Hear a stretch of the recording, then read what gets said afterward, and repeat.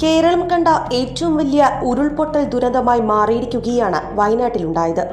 108 പേരുടെ മരണങ്ങൾ ഇതിനോടകം സ്ഥിരീകരിച്ചു. ഇനിയും മരണനിരക്ക് ഉയരാനാണ് സാധ്യത.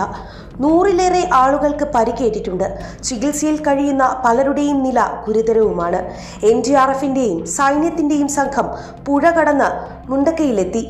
മുണ്ടക്കയിൽ കുടുങ്ങിയ 100ഓളം പേരെ സൈന്യം കണ്ടെത്തിയിട്ടുണ്ട്. രക്ഷാപ്രവർത്തനം സുഗമമാക്കാനായി സൈന്യത്തിന്റെ നേതൃത്വത്തിൽ പ്രദേശത്ത് നിർമ്മിച്ച താൽക്കാലിക പാലം ഏതാണ്ട് പൂർത്തിയായിട്ടുമുണ്ട്.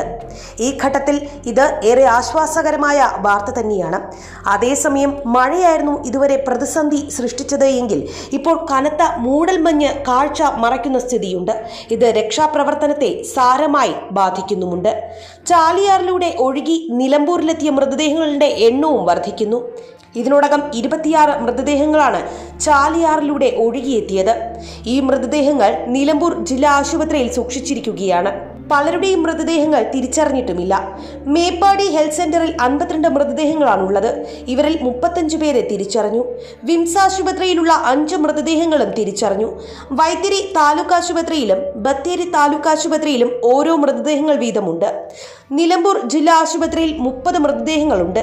മിലിറ്ററിയും ഫയർഫോഴ്സും നാട്ടുകാരും ഉൾപ്പെടെ ആയിരക്കണക്കിന് പേരാണ് രക്ഷാദൌത്യത്തിൽ ഉൾപ്പെട്ടിട്ടുള്ളത്. അനാവശ്യമായി ദുരന്ത സ്ഥലത്തേക്ക് പോകരുത് എന്ന നിർദ്ദേശം ജനങ്ങൾക്ക് നൽകിയിട്ടുമുണ്ട്. അതേസമയം നാട് ഇതുവരെ കണ്ടതിൽ വെച്ച് അതീവ ദാരുണമായ ദുരന്തമാണ് വയനാട്ടിൽ ഉണ്ടായത് എന്ന് മുഖ്യമന്ത്രി പിണറായി വിജയൻ പ്രതികരിച്ചു. തിരുവനന്തപുരത്ത് വാർത്താ സമ്മേളനത്തിൽ സംസാരിക്കുകയായിരുന്നു അദ്ദേഹം. ഉറങ്ങാൻ കിടന്നവരാണ് ദുരന്തത്തിൽ അകപ്പെട്ടത്. ജീവൻ നഷ്ടപ്പെട്ടവർക്ക് ആദരാഞ്ജലി അർപ്പിക്കുന്നു. പ്രധാനമന്ത്രി നരേന്ദ്രമോദി, പ്രതിപക്ഷ നേതാവ് രാഹുൽ ഗാന്ധി, അമിത് ഷാ, തമിഴ്നാട് മുഖ്യമന്ത്രി MK Stalin, Bengal governor CV Ananda Bose എന്നിവർ വിളിച്ച് സഹായം വാഗ്ദാനം ചെയ്തുവെന്നും മുഖ്യമന്ത്രി പിണറായി വിജയൻ പറഞ്ഞു. മുഖ്യമന്ത്രിയുടെ ദുരിതാശ്വാസ നിധിയിലേക്ക് സംഭാവന നൽകണമെന്ന് അദ്ദേഹം ആവശ്യപ്പെട്ടിട്ടുണ്ട്. കേരള ബാങ്ക് 50 ലക്ഷം സഹായം വാഗ്ദാനം ചെയ്തിട്ടുണ്ട്. തമിഴ്നാട് മുഖ്യമന്ത്രി 5 കോടി രൂപയാണ് വാഗ്ദാനം ചെയ്തത്. സിയാൽ 2 കോടി രൂപയും വാഗ്ദാനം ചെയ്തിട്ടുണ്ട്. എല്ലാവരും സംഭാവന നൽകണമെന്നാണ് മുഖ്യമന്ത്രി പിണറായി വിജയൻ അഭ്യർത്ഥിച്ചിരിക്കുന്നത്. കേരളത്തിലെ പ്രതിപക്ഷ നേതാവ്, പ്രതിപക്ഷ ഉപനേതാവ്, മുൻ പ്രതിപക്ഷ നേതാവ് എന്നിവർ ഒരുമിച്ച് നീങ്ങാനുള്ള തീരുമാനം അറിയിച്ചിട്ടുമുണ്ട്. 5 മന്ത്രിമാർ വയനാട്ടിൽ പ്രവർത്തനം ഏകോപിപ്പിക്കുന്നുമുണ്ട്.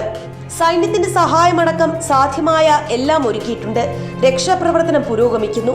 സേനാ വിഭാഗങ്ങൾ സഹായിക്കുന്നുണ്ട്. പരമാവധി ജീവൻ രക്ഷിക്കാനും പരിക്കേറ്റവർക്ക് മികച്ച ചികിത്സ ഉറപ്പാക്കാനും ശ്രമിക്കുന്നു. ജില്ലയിൽ 45 ക്യാമ്പുകളിലായി 3096 പേരെ പാർപ്പിച്ചിട്ടുണ്ട് എന്നും മുഖ്യമന്ത്രി വ്യക്തമാക്കി. ദുരന്തത്തിൽ നിരവധി പേർ ഒഴുകിപ്പോയി. സൈന്യം മുണ്ടക്കൈ മാർക്കറ്റിലെത്തി. പരിക്കേറ്റവരെ ഇവിടെ നിന്ന് രക്ഷപ്പെടുത്തിയെന്നും മുഖ്യമന്ത്രി പറഞ്ഞു. വയനാട്ടിലേത് ഹൃദയഭേദകമായ ദുരന്തമാണ്. ദേശീയ ദുരന്ത നിവാരണ സേനയുടെ 60-അംഗ ടീം വയനാട്ടിലെത്തിയിട്ടുണ്ട്. ഹെലികോപ്റ്റർ വഴിയുള്ള രക്ഷാദൌത്യത്തിന് വീണ്ടും ശ്രമിക്കും. പോസ്റ്റ്മോർട്ടം നടപടികൾ വേഗത്തിലാക്കും. കോഴിക്കോട് നിന്ന് ഫോറൻസിക് സംഘത്തെ കൂടി നിയോഗിച്ചിട്ടുണ്ട് എന്നും 20,000 ലിറ്റർ വെള്ളവുമായി ജലവിഭവ വകുപ്പ് വാഹനം ദുരന്തമുഖത്തേക്ക് പുറപ്പെട്ടു കഴിഞ്ഞു എന്നും മുഖ്യമന്ത്രി പറഞ്ഞു. അതേസമയം സംസ്ഥാനത്ത് അതിതീവ്രമായ മഴയ്ക്ക് സാധ്യതയെന്നാണ് പ്രവചനം.